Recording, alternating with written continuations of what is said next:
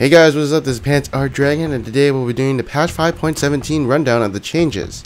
So I just got home from PAX, and that's why this video is coming out kind of late from what it should be going from, and we're going to be doing this fairly quick. So yeah, it won't be a really in-depth analysis. It'll be more like hey, what's going on here and where is he going to be. Anyways, with all that being said, let's get started. So Azir, base movement speed is going down. That means his roaming kind of sucks more, and walking back to lane, and in general it will hurt his win rate a lot, so I don't think he's going to be that great anymore with other nerfs coming to him. Like how his Q doesn't do additional damage if another soldier hits it. So he won't be doing as much damage as he did before in certain cases. And now Sand Soldiers work with Say Devour, but you won't be seeing that. You'll only be seeing like nermals from like someone like me, and some bug fixes that indirectly nerf him. So you probably will see him in the competitive scene, but I don't think he'll be in like my tier list anymore as an honorable mention. Next up is going to be Bard, so just some minor buffs to him. Just a little bit more utility, nothing too big, and you know, W being less mana at all ranks, that's good for mid game. He'll probably see more play, but nothing too big. Next up is DARIUS, and he got hotfixed earlier in the last patch, so that hotfix actually helped him a lot, and he's actually a really good top laner at the moment. And now they're just making his laning phase a bit easier with the W changes, right as you see here. There's also a new element of surprise where you can wind up your Q and flash onto targets now, which is actually helpful in a lot of scenarios. So you definitely see him in my top 5 best top laners for sure. Next up is Draven, and as you can see here, he gets 2 bonus stacks of adoration if he kills 6 minions in a row without dropping an axe, which is obviously a little small buff. But I think the biggest thing, at least for solo queue, is that since his team will be notified for getting 150 stacks or whatever, they'll have this notification that says, I need to gank this lane to get this guy fed. So if you're facing a Draven and he gets 150 stacks, expect like the jungler to come around your lane and try and gank you. So yeah, just a little bit more psychological warfare in that sense. Next up we have Fizz, and AP ratios are going a bit higher while some base damage is going down, and his R no longer amplifies physical damage for Fizz. What does this mean? It means AP Fizz is going to be much more stronger, while top lane AD Fizz and Triforce is not going to be good anymore. So yeah, you'll probably just see a lot more mid Fizz, but maybe the base damage on his W may have been a bit more impactful than I thought, and he won't be good in general anymore. Next up is going to be Gangplank, and right here, there are nerfs coming to his E like the armor penetration. Sure, that's kind of fine, the numbers is like pretty big, but the cast time onto his E, that's going to be very, very impactful. Like the cast time on Nidalee's Q, that was only 0.125. This is double of that, so when you're team fighting, when you're like playing in the top lane, your enemy is going to have more reaction time than he had before. And plus, when you're doing the dominoes with the barrels, there's obviously going to be a lot more delay, so it's not going to come out as fast as it did before. And I honestly think this nerf is actually going to hurt him a lot. But he still has wave clear with this ability, so maybe not. So next up is going to be Garen, and he's receiving some nerfs in this patch.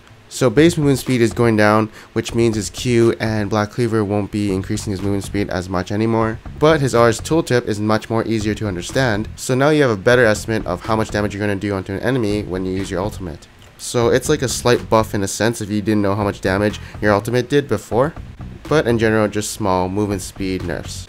Next up is going to be GRAGAS, and his W's damage is getting nerfed. So he still has the base damage, which still goes up by 30 per level, and you'll still be maxing out this ability since it just scales really well. But now of course there's just a little bit less damage, and honestly he was like falling off flavor already, so I'm not sure why they did this nerf anyways. But honestly, like, I don't play him, but other people do, but I don't think they'll play him anymore.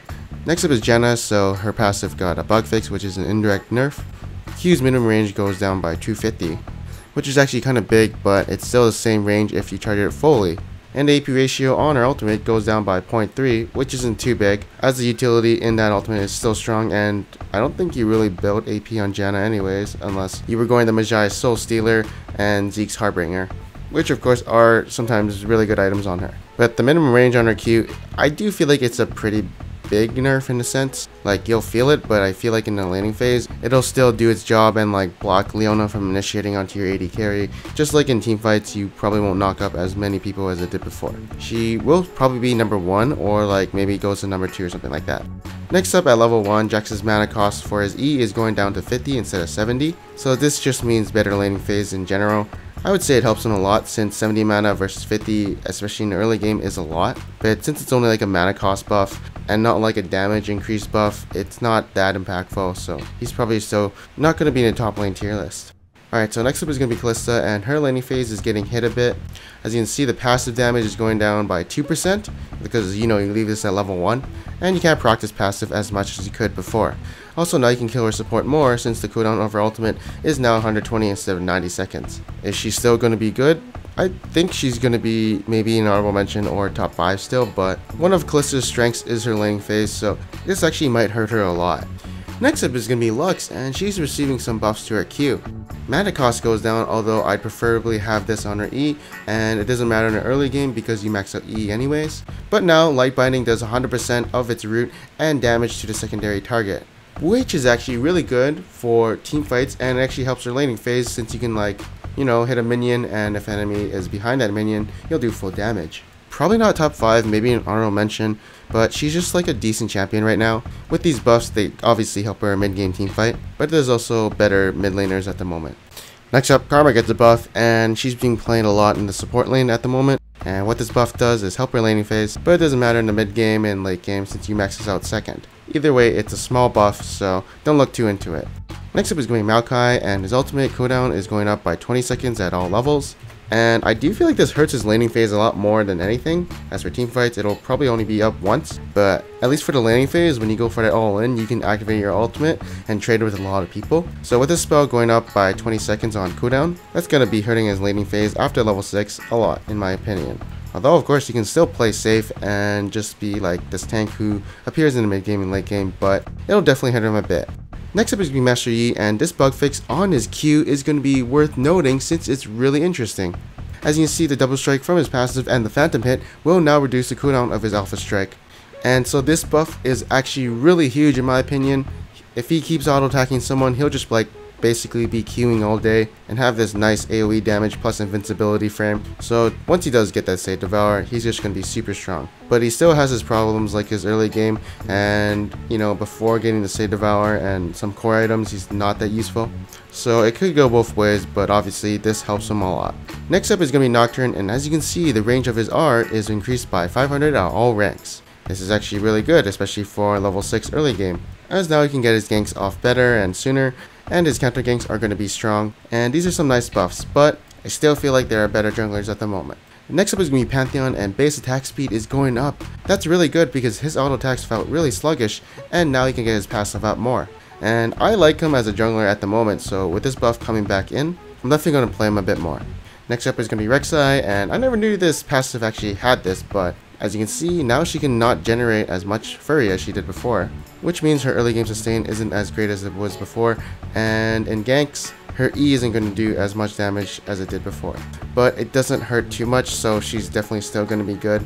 So next up is going to be Shen. So Shen is more of a top laner than support, and as you can see, just some sustain nerfs coming to him, which kind of sucks, but I still think he's going to be really good, at least for competitive play, since his ultimate is on a lower cooldown and a bunch of buffs that came to him recently. Next up is going to be tahm kench, and he's receiving little buffs, and a lot of people are trying to play him in the top lane, but I actually think he's a jungler because this one game some guy played tahm kench in Master Challenger Elo, and he surprised me because he was doing really well. And with these buffs coming in along with the recent buffs he had, I feel like he's in a good place at the moment. Next up is going to be Vi, and right here blast shield is going down by 1 second per level instead of like check stops at level 7 and 12. Helps early game, but it's not too big. Next up is just going to be some bug fixes to Zed. Everything here I've never seen before, except for the W, and they're kind of fixing that bug, so it's kind of dumb because it was kind of a cool trick to do for advanced Zed players, but I think overall all these bug fixes do kind of help them. But they're all case scenarios, so it's not like big buff.